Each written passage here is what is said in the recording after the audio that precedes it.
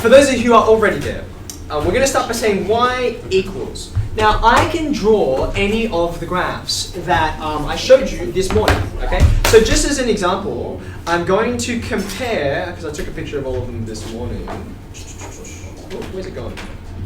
Sorry. Let's, for example, do 10x. If you go to functions over here on the right-hand side, over there, you can see there's trig, there's stats, and then there's some other stuff. We want trig, 10 is right there. So if I say 10x, now your graph might not look like mine because there's one thing I haven't changed on everyone's, which is the scale, okay? So I want you to look carefully, look up at the board. Can you see at the top right-hand corner there's the spanner? Right there, do you see it? So what I'm going to do is show you what all of my numbers are and why they're there, okay? The first thing is, we'll actually go from the bottom. Degrees, see that? You are probably on radians right now. Do you have radians? Yeah? I will explain radians to you in time. For now, just click it over to degrees for me, okay? Secondly, I've got my y-axis. I mean, these numbers only have to be approximate. That's about -4, that's about 4. So go ahead and change those because we're looking at 10x and it goes all the way up and down, yeah? So I'll make it convenient for you. So I'll just write -4 and 4. Okay. Now when you have a look at the x-axis, you have to change this quite significantly. I'll do mine from, just to make it nice and neat, -360 to 360. And in addition to that, over on the right, you can see it says step. Okay. Now by default, I think it just steps up in, like 10s, 50s, 100s, just decimal stuff. But we're in degrees, 360 degrees, 180, 90. Those are the kinds of values that are important to us. So the step is how often it puts one of these vertical lines, okay? So change that to 90, and then you should be pretty much there. I'm going to change it to projector mode. You don't have to do that. Just make stuff thicker, okay? So now does your graph look like mine? Does it match? What do you think? Yes? No? Okay. All right. Now, in addition to 10x, underneath that, now let's also draw the graph I asked you to do, which is y equals 2 10x. Okay. Now, what it does is it auto colors for you. So mine are black and red. Yours might be blue or green, or I have no idea what it gives you. But can you see what's the difference between regular 10x, that's my black one, and 2 10x, which is a vertical stretch. It's steeper, isn't it? Okay. In fact, if you zoom in a little bit, that's far enough. Zoom in until you can see 0 and 90 at a reasonable level of detail. Okay. Now the first thing you should notice is you never get to 90 because there's a vertical asymptote. Okay. Now this won't draw vertical asymptotes for you automatically, but you can, if you want to do it manually, you can go x equals 90, and if you want to be fancy, you can change it to a dotted line. Okay, there you go. So that shows you the asymptote, but it's not required. I just want you to recognize that it's there. Now, importantly, you remember the 10x graph, it needs a point for scale. What's the point of scale we usually pick? We usually pick x equals 45 degrees, which is there. See that? Halfway to 90. And if x is 45 degrees, then 10x is 1. Do you see it? But look at 2 10x. Where is it? It's up there at 2 because it's been stretched vertically double. Does that make sense? Okay, good. So you can do all these kinds of comparisons. So I'm going to get rid of this now. In the same way, if you want, you could go back and you could put in cos x. I've got more brackets than I wanted. There we go. And you can compare that to y equals half cos x. So that's the same as cos x divided by 2. Again, have a look at how it compares. The black one's my original one. Do you recognize it? It does the usual waving up and down that cosine does. What's the difference between that and half cos x? How would you describe it verbally? Yeah, Shane. So the half cos x goes to half the amplitude. The amplitude's been halved, it's been sort of compressed down, right? All the other things are the same. The intercepts are the same, the frequencies are the same, but it's just that vertical dimension. Okay? So now, destroy those, get rid of those. Let me show you what I really wanted to show you, which is how to play with this, okay? This morning we were looking at sine.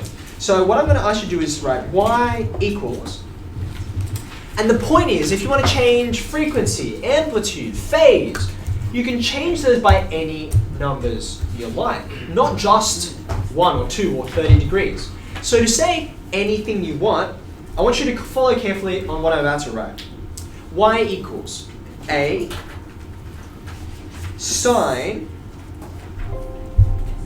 bx plus c, and then on the outside of the brackets, I'm going to say plus d. Okay? Now, if you've typed that exactly as I've typed it, then it should offer up these options for sliders. Do you see that? Can you hit blue? Hit the all button. Okay. What are we looking at? Okay, what I need you to do is, before we muck about with this, can you see above all of these equations and sliders, whatever they are, there's that gear icon at the top. Can you tap that for me? What I want you to do is, if I'm remembering correctly, go to the C, this one here. See, this has got some boundaries, and again, it's got a step. What I want you to put in is 0, oops, 360, and for the step, let's put 30. So it should look like this. Can you get that going? That's just for C. The rest of them are fine. Is that okay? Yeah, you there? Okay, once you press done, I want you to do one more thing, which is to, if you can, carefully, take the slider for this last one, D, and can you just move it to 0? It's currently on 1. Just shift it a little bit to the left until it's 0. Okay. Also, this C equals 1, make that 0 as well. Now, what are we looking at? What is this? This is y equals 1 sine x plus 0 plus 0. This is the familiar sine curve, which ought to be ringing some bells. Look, it starts at 0, goes up 180, then it's at 360. Are you happy? You recognize it? Now the fun begins. Let's have a look at A.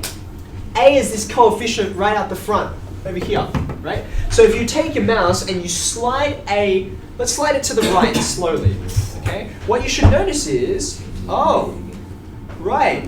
What am I changing?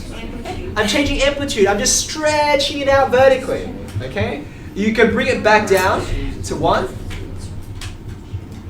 and your amplitude returns to, or your range returns to, -1 to 1. Have a look at B. Before you start to muck around with it, what do you expect to happen? When I change B and make this number bigger, I'm mucking around with the, not the vertical shift which I just did, I'm squashing it, right? So now take your mouse, put it onto B, and just slide it to the right.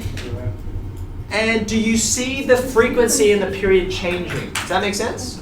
Yes? Okay, bring it back to 1. Okay, now with C, I've said go from 0 to 360. Why is that? Because I want to talk in terms of angles. This is a phase shift, right? So now if you move that, what's happening? If I leave it at 90, can you see? This is plus 90 degrees. So I have moved 90 degrees to the left, right? So I've gone this way. By the way, when you move sine 90 degrees to the left, what do you turn it into? Come on, look, it's cosine, right? Because it's the complement, okay? So I've got that, and you can see I can keep on shifting as long as I want, and I'm going to move further and further and further to the left. I stop at 360. Why? Because once you're there, you've hit the period. So if you want to go further, then you just come back to 0 and go. And it's exactly the same thing. All right, last one. What's happening here? What does this do? What does this change? This is going to change. Eric, you have a thought? Yeah, it's the vertical position, right? So now if you move this around, you can see, well, let's zoom out a little bit. All you're doing is taking it up and down, right? So if I put it back to 0, whoops, it's a bit finicky. There you go. That's the regular sine graph. But this morning, I think we graphed it +1, didn't we? Like that. Look, do you see what's happened to the range? Just like we predicted, the range is not -1 to 1 anymore. It's 0 to 2. You see that's where it inhabits? Yes. So you can muck about with all of these. Whoops. As much as you like. It gets a bit trippy if you do too many of them. Wait, come back. There we go. Yeah, he's just dancing around.